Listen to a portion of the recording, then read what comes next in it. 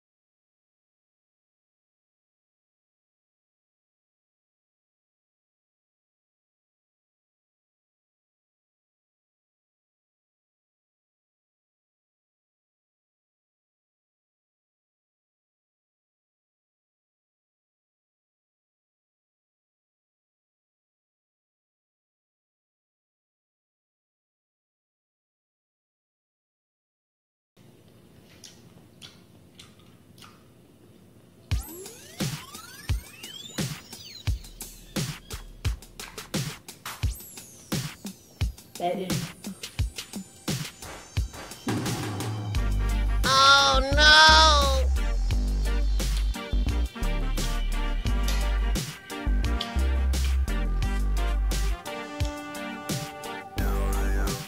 Yun guys, kailangan natin kumain ng mga healthy foods. At saka, kahit anong pagkain-kain natin kasi huwag tayo magtapo ng mga pagkain. Why? Because ang daming tao walang mga pagkain. Pasalamat na nga tayo, mayroon tayong kahit kunti. Mayroon tayong magkuha na kunti, unlike others na wala talaga. You have no food. Even you're gonna get something from the farm, or you're gonna eat that banana or cassava or something. It's hard to get food talaga during this time because of this global crisis talaga. So, kailangan natin mag-ipon at saka maging masinop sa buhay. So, kailangan natin kahit ano, wala nang arte-arte kasi kailangan natin during this time, kailangan natin kumain ng mga healthier foods like gulay, hindi lang puro karne. So, kailangan natin magiging healthy at saka strong, diba?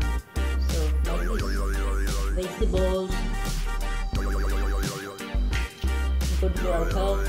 We must apply the 3 kinds of food. The go food, glow food, and the grow food. So, you know that maintain our body to supplements, like supplements, body supplements that become more stronger. So we must apply that. We must provide, or we must get the go, grow, and glow foods. That's the 3 supplements of foods in our body, according to science. So, you know, we must get that.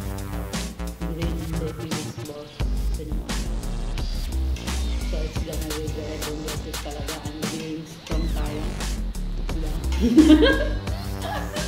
Someone is waving his eyes to me.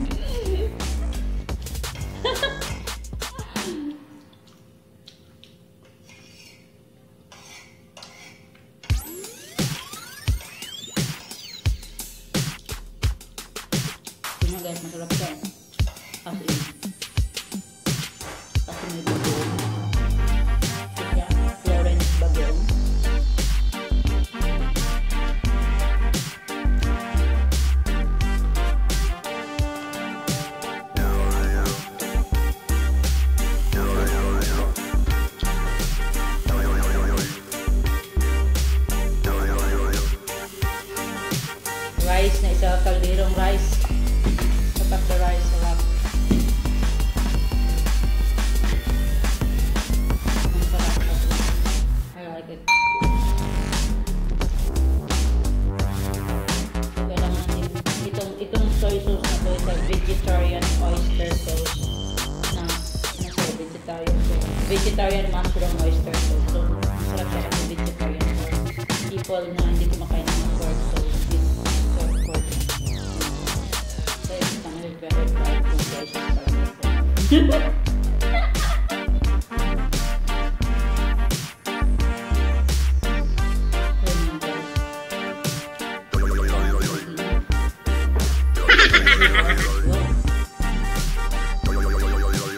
Eat more healthy foods, not like always burger, always pork, always like fries, always like that. But we must supply our body that the basic nutrients or the vitamins for our body. I'm very talkative, putting everything under the sun. What I have learned from the school, everything from outside, from the society, I apply it, even nonsense. Kakaluka.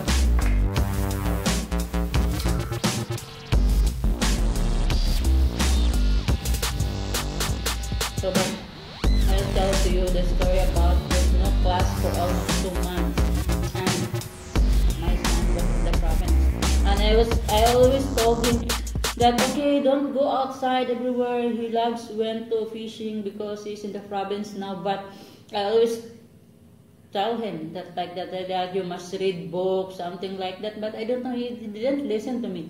And I told him, okay, you don't listen to me, but the school asked to pay the credit in the school already, and you didn't learn even a little bit. You didn't learn, and we're nalugi na tayo kasi ang laki na babayaran natin, but wala kang nalalaman, wala kang natutunan sa panahon na ngayon. So sabi niya, so at least like fishball, quick, what do you call this? I don't know what's this. The last story from my mouth. So dangerous. So guys, the doctor said eat slowly until lang natin i-chew yung ito talaga ng foundation na chew kasi pag yung tagal sa mga ito sa lahat ng stomach natin. So the doctor said 1 apple a day keeps the doctor away.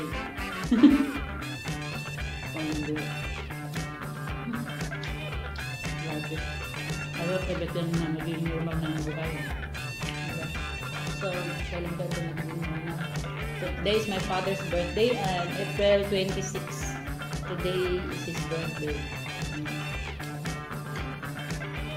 Kailan ba magiging normal ang buhay? Sana maging okay ng lahat guys and maging tips lang tayo. Stay safe and when going outside, always remember to bring the mask and wear a mask because outside is very dangerous. Kahit walang tao guys, but I don't know what happenings. So, kailangan tayong ingat, durado tayong ingat. Kasi life is precious, you know. Pinalagaan ang sarili natin kasi ang dami pang maasa. Ang dami pang maasa sa atin, especially me. So I have my son, I have my family, so I must be careful because I'm thinking to them and if something happens to me, what will happen to them? Really like that. So that's my perspective and kailangan nagiging look forward in the future. So yun. It's kind of very, very bungesis talaga. That's my mindset, my perspective. Oh no! Nothing. So I'm just only talking about everything because you know I cannot go outside and I don't like to go outside also because today is very dangerous going like moving like that. So here also is very people are very careful. So yun lang guys. So hindi ko na maubos ng lahat kasi ang dami. Mayroon pang ito.